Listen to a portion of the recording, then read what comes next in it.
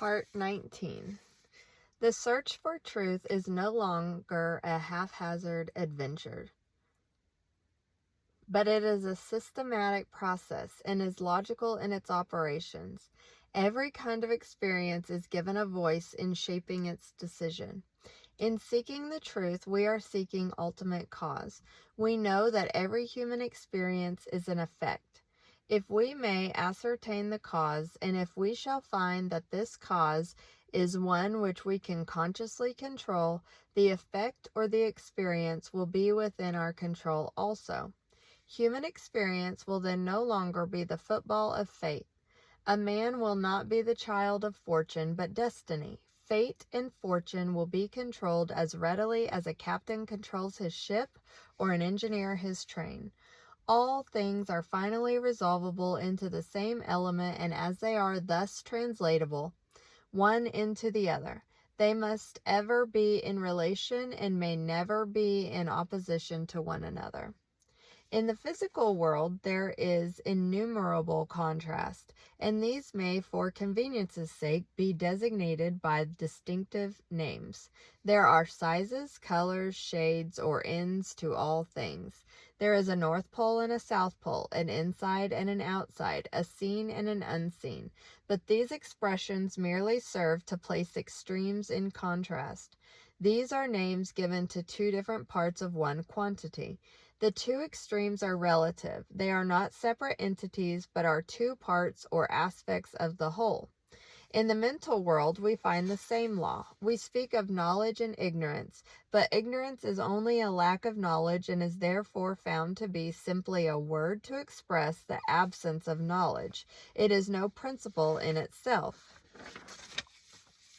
In the moral world, we again find the same law. We speak of good and evil, but good is a reality, something tangible, while evil is found to be simply a negative condition, the absence of good.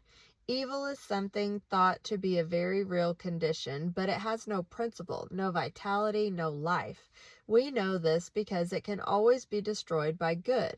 Just as truth destroys error and light destroys darkness, so evil vanishes when good appears. There is therefore but one principle in the moral world. We find exactly the same law obtaining in the spiritual world. We speak of mind and matter as two separate entities, but clearer insight makes it evident that there is but one operative principle, and that is mind. Mind is the real and eternal. Matter is forever changing. We know that in the eons of time, 100 years is but a day. If we stand in any large city and let the eye rest on the innumerable large and magnificent buildings, the vast array of modern automobiles, cellular telephones, the electric lights, and all the other conveniences of modern civilization, we may remember that not one of them was there just over a century ago. And if we could stand on the same spot in 100 years from now, in all probability we should find that but few of them remained. In the animal kingdom, we find the same law of change. The millions and millions of animals come and go, a few years constituting their span of life.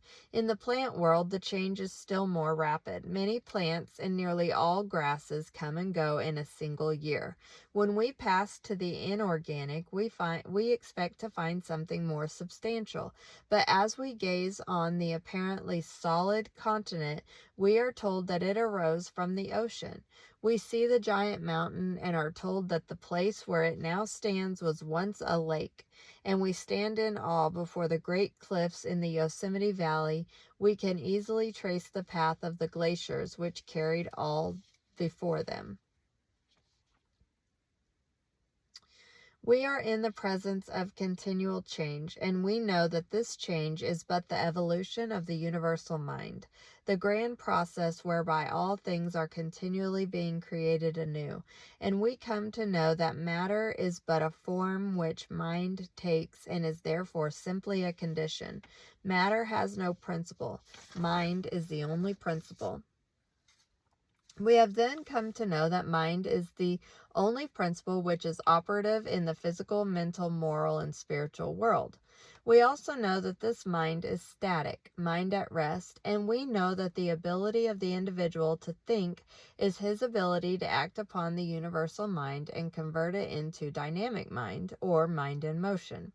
In order to do this, fuel must be applied in the form of good, for man cannot think without eating, and so we find that even a spiritual activity such as thinking cannot be converted into sources of pleasure and profit except by making use of material means.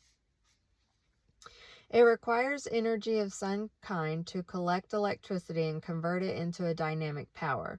It requires the rays of the sun to give the necessary energy to sustain plant life. So it also requires energy in the form of food to enable the individual to think and thereby act upon the universal mind.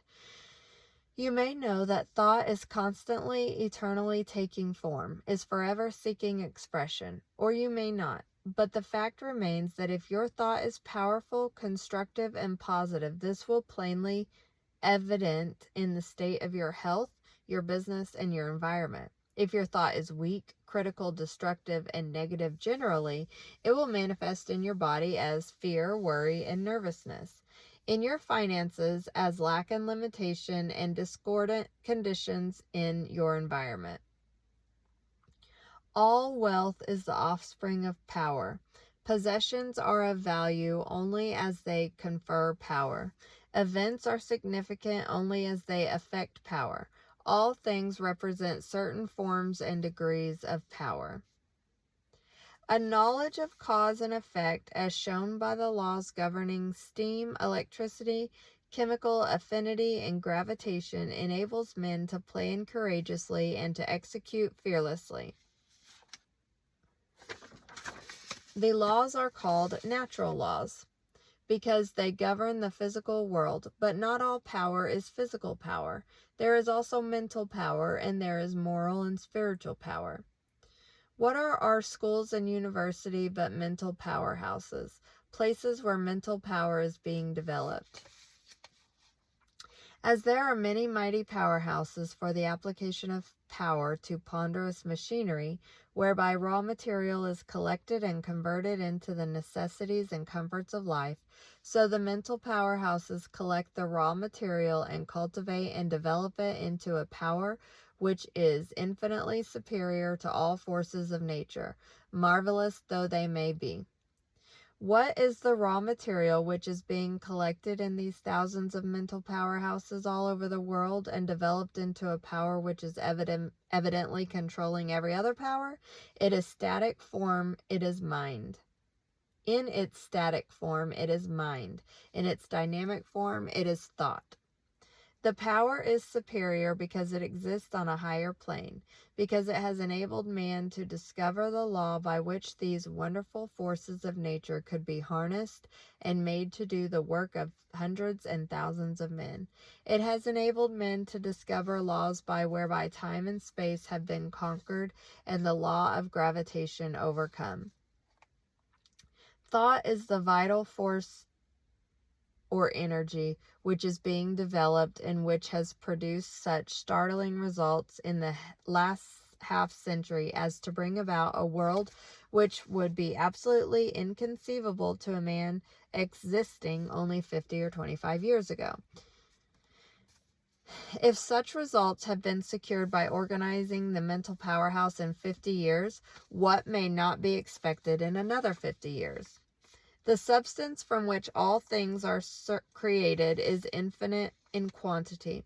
We know that light travels at the rate of 186,300 miles per second, and we know that there are stars so remote that it takes light 2,000 years to reach us, and we know that such stars exist in all parts of the heaven. We know, too, that this light comes in waves, so that if the ether on which these waves travel was not continuous, the light would fail to reach us.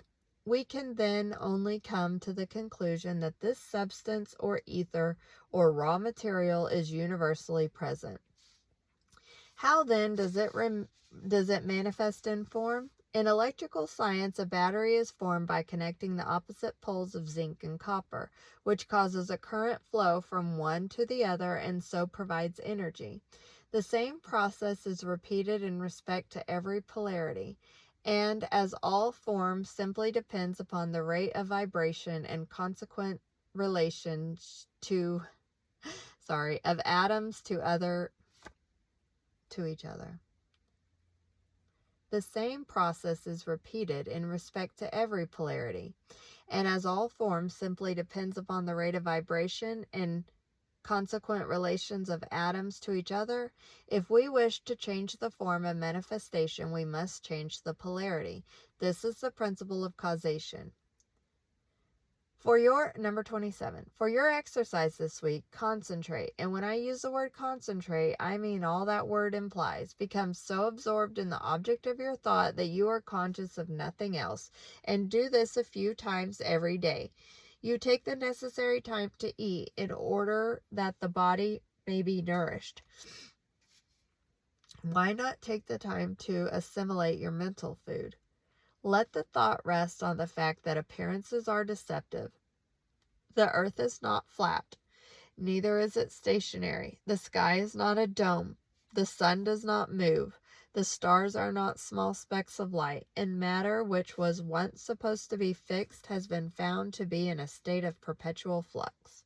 Try to realize that the day is fast approaching. Its dawn is now at hand, when modes of thought and action must be adjusted to rapidly increasing knowledge of the operation of internal principles.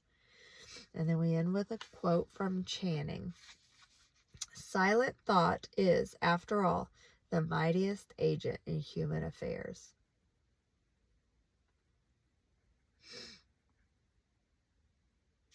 So, continuing to work on focusing the mind.